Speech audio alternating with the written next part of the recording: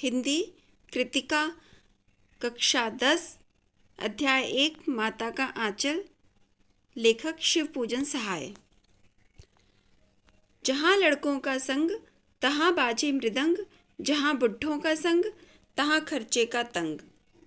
जहाँ लड़कों का साथ होता है वहाँ पर वाद्य यंत्र बजते हैं, यानी वहाँ पर खुशियाँ मनाई जाती क्योंकि लड़के कमा कर लाते हैं। जबकि जहाँ बुढ़े ज़्यादा होते हैं वहाँ खर्चा ज़्यादा होता है। हमारे पिता तड़के उठकर निबट नहाकर पूजा करने बैठ जाते थे। हम बचपन से ही उनके अंग लग गए थे। माता से केवल दूध पीने तक का नाता था, इसीलिए पिता के साथ ही हम भी बाहर की बैठक में ही सोया करते।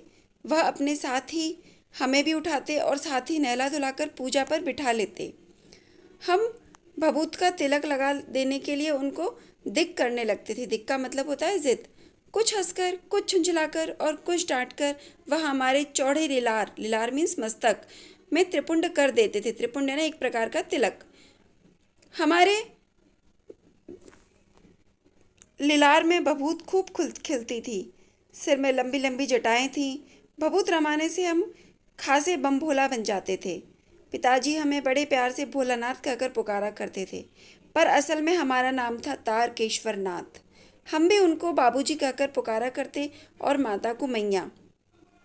जब बाबूजी रामायण का पाठ करते तब हम उनकी बगल में बैठे बैठे आईने में अपना मुंह निहारा करते थे। जब वह हमारी ओर देखते तब हम कुछ लजाकर और मुस्कुराकर आईना नीचे रख देते थे। वह भी मुस्कुरा पड़ते थे। पूजा पाठ कर चुकने के बाद वह राम राम लिखने लगते। अपनी एक रामनामा बही पर 1000 राम राम लिखकर वह उसे पाठ करने की पोथी के साथ बांध कर रख देते। फिर 500 बार कागज के छोटे छोटे टुकड़ों पर राम नाम लिखकर आटे की गोलियों में लपेटते और उन गोलियों को लेकर गंगा जी की ओर चल पड़ते थे। उस समय भी हम उनके कंधे पर विराजमान रहते थे। जब वह गंगा में एक एक आटे की गोलियां फेंककर मछलियों को खिलाने लगते तब भी हम उनके कंधे पर ही बैठे बैठे हंसा करते थे। जब वह मछलियों को चारा देकर घर की ओर लौटने लगते तब बीच रास्ते में झुके हुए पेड़ों की डालों पर हमें बिठाकर झूला चलाते थे। कभी कभी बाबूजी हमसे कुश्ती भी लड़ते। वह शिथिल होकर हमारे बल को बढ़ावा देते। शिथिल मीन्स थकना। और हम उनको पछाड़ देते थे। यह उतान पड़ जाते और हम उनकी छाती पर चढ़ जाते थे। उतान पड़ना है ना, पीठ के बल लेटना।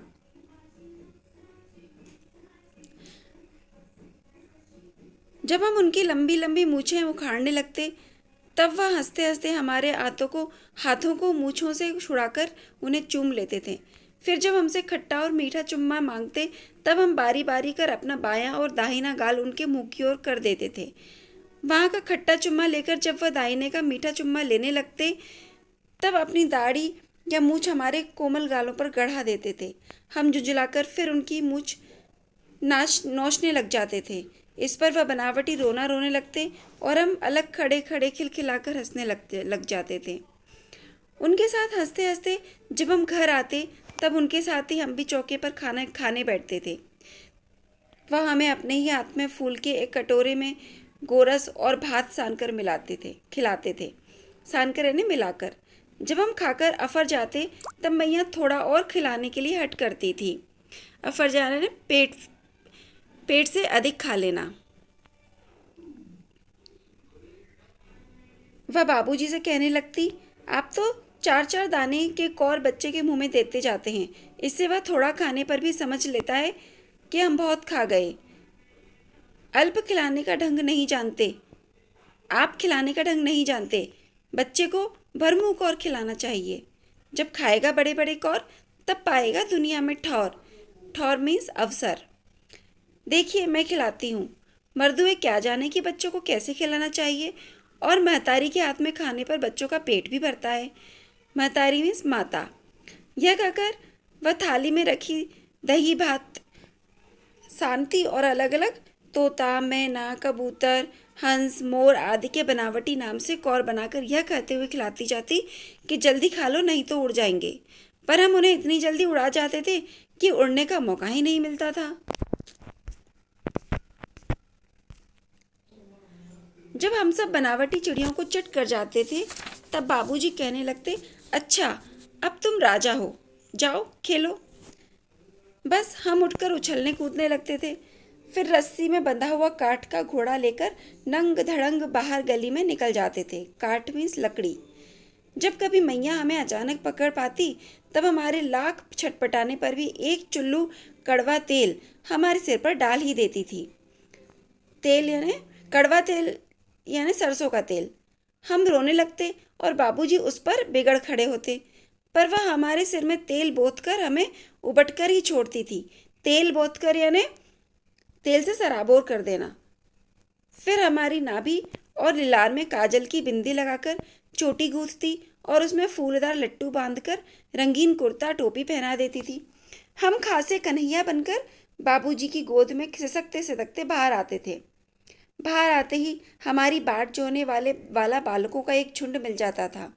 हम उन खेल के साथियों को देखते ही सिसकना भूलकर बाबूजी की गोद से उतर पड़ते और अपने हमजोलियों के दल में मिलकर तमाशा करने लग जाते थे। हमजोली यानी दोस्त।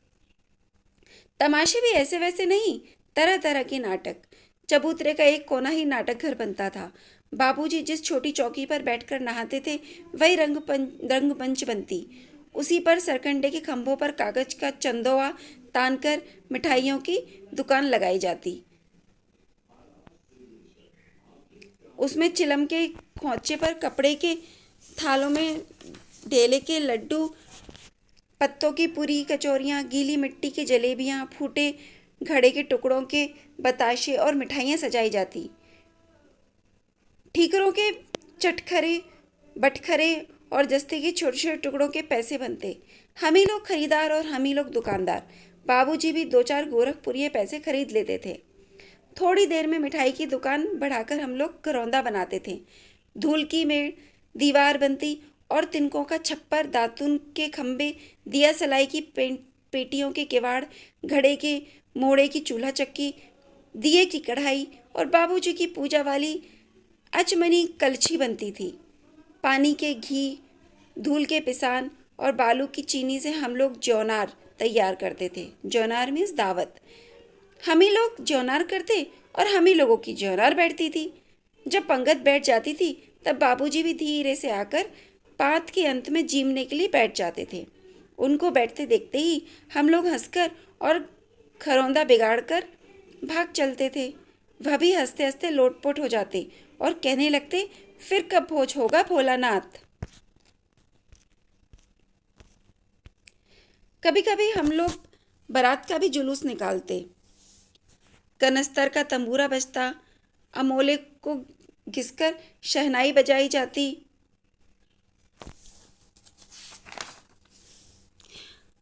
अमोले का मतलब होता है आम का उगता हुआ पौधा। टूटी चूहेदानी की पालकी बनती।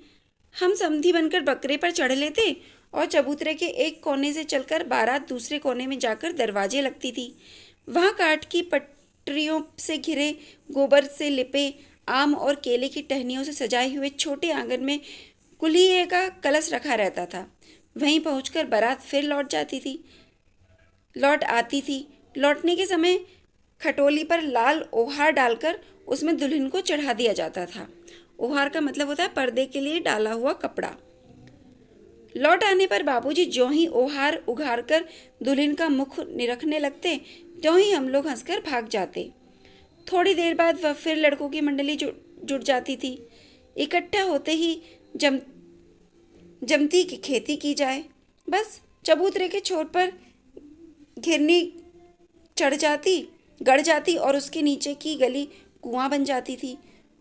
मूंज की बटी हुई पतली रस्सी में एक चुक्कड़ बांध गराड़ी पर चढ़ाकर लटका दिया जाता और दो लड़के बैल बनकर मोट खींचने लग जाते। चबूतरा खेत बनता। कंकड़ बीज और ठेंगा हल जुआठा। बड़ी मेहनत से खेत जोते, बोए और पटाए जाते। फसल तैयार होते देर न लगती और हम हाथों हाथ फसल काट लेते थे। काटते समय गाते थे, ऊंच नीच में बई क्यारी, जो उपजो सो भई हमारी। फसल को एक जगह रखकर उसे पैरों से रौंद डालते थे। कसोरे का सूप बनाकर औसाते और मिट्टी के दिए के तराजू पर तौलकर राश तैयार कर देते थे। कसोरे का मतलब होता है मिट्टी का बना हुआ छिछला कटोरा। इसी बीच बाबूजी आकर पूछ बैठते थे, इस साल की खेती कैसी रही भोलानाथ। बस फिर क्या, हम लोग ज्यों का त्यों खेत खलियान छोड़कर हंसते हुए भाग जाते थे। कैसी मौज की खेती थी। ऐसे ऐसे नाटक हम लोग बराबर खेला करते थे। बटोही भी कुछ देर ठिठक कर हम लोगों के तमाशे देख लेते थे। बटोही यानी राहगीर। जब कभी हम लोग ददरी के मेले में जाने वाले आदमियों का झुंड देख पाते, तब कूद कूद कर चिल्लाने लगते थे, चलो भाइयों ददरू ददरी, सत्तू पिसान की मोटरी। अगर किसी दूल्हे के आगे आगे जाती हुई ओहारदार पालकी देख पाते, तब खूब जोर से चिल्लाने लगते थे, रहरी में रहरी, पुरान रहरी, डोला के कनिया हमार महरी। रहरी का मतलब होता है अरहर की दाल।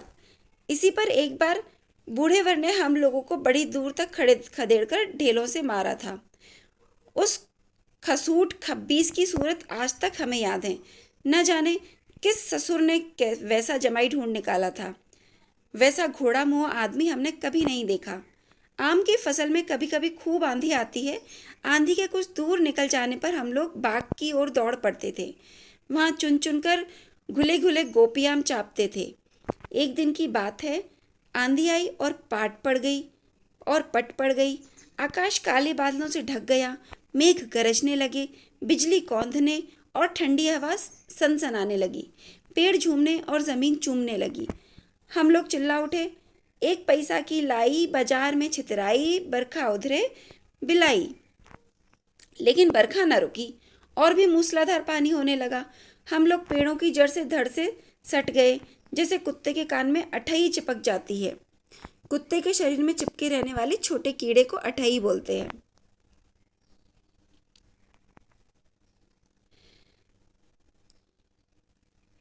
बरखा बंद होते ही बाग में बहुत से बिच्छू नजर आए।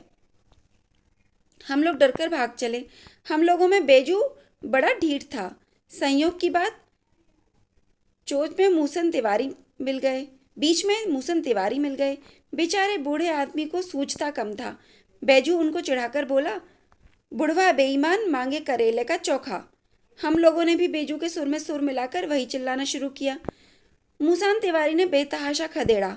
हम लोग तो बस अपने अपने घर की ओर आंधी हो चले। जब हम लोग न मिल सके, तब तिवारी जी सीधे पाठशाला में चले गए। वहां से हमको और बेजू को पकड़ लाने के लिए 4 लड़के गिरफ्तारी वारंट लेकर छूटे। इधर ज्यों ही हम लोग घर पहुंचे, त्यों ही गुरुजी के सिपाही हम लोगों पर टूट पड़े। बैजू तो 9-2-11 हो गया, हम पकड़े गए। फिर तो गुरुजी ने हमारी खूब खबर ली। बाबूजी ने यह हाल सुना, वह दौड़े हुए पाठशाला में आए। गोद में उठाकर हमें पुचकारते और फुसलाने लगे। पर हम दुलारने से चुप होने वाले लड़के नहीं थे। रोते रोते उनका कंधा आंसुओं से तर कर दिया। वह गुरुजी की चिरौरी करके हमें घर ले चले। चिरौरी का मतलब होता है दीनता पूर्वक की जाने वाली प्रार्थना या विनती। रास्ते में फिर हमारे साथी लड़कों का झुंड मिला। वे जोर से नाचते और गाते थे।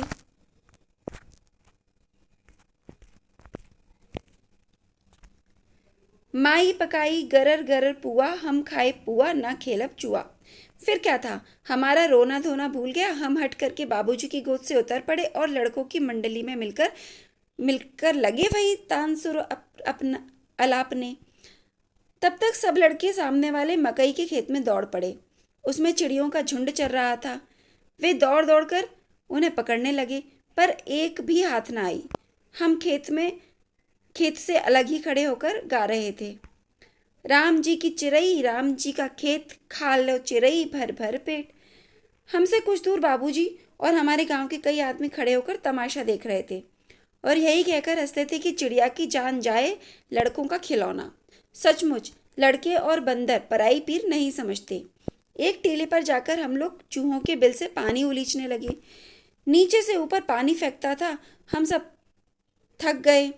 नीचे से ऊपर पानी फेंकना था, हम सब थक गए। तब तक गणेश जी के चूहे की रक्षा के लिए शिव जी का सांप निकल आया। रोते चिल्लाते हम लोग बेतहाशा भाग चले। कोई आंधी गिरा, कोई अंटा चिट, किसी का सिर फूटा, किसी के दांत टूटे। सभी गिरते पड़ते भागे। हमारी सारी देह लहूलुहान हो गई। पैरों के तलवे कांटों से छलनी हो गए। हम एक सुर से दौड़े हुए आए और घर में घुस गए। उस समय बाबूजी बैठक के ओसारे में बैठकर हुक्का गुड़गुड़ा रहे थे।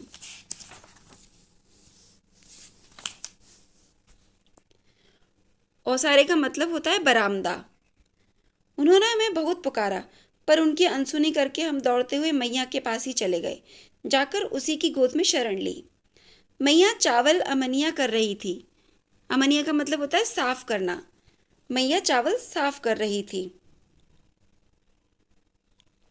हम उसी के आंचल में छिप गए। हमें डर से कांपते देखकर वह जोर से रो पड़ी और सब काम छोड़ बैठी। अधीर होकर हमारे भय का कारण पूछने लगी। कभी हमें अंग भरकर दबाती और कभी हमारे अंगों को अपने आंचल से पहुंचकर हमें चूम लेती। बड़े संकट में पड़ गई। झटपट हल्दी पीसकर हमारे घावों पर थोपी गई। घर में कोहराम मच गया। हम केवल धीमे सुर में सा सा सा कहते हुए मैया के आंचल में लुके चले जाते थे। सारा शरीर थरथर कांप रहा था। रोंगटे खड़े हो गए थे। हम आंखें खोलना चाहते थे, पर वे खुलती ना थी। हमारे कांपते हुए ओठों को मैया बार बार निहार कर रोती और बड़े लाड़ से हमें गले लगा लेती थी। इसी समय बाबूजी दौड़े आए। आकर झट हमें मैया की गोद से अपनी गोद में लेने लगे, पर हमने मैया के आंचल की प्रेम और शांति के चंदोवे की छाया न छोड़ी।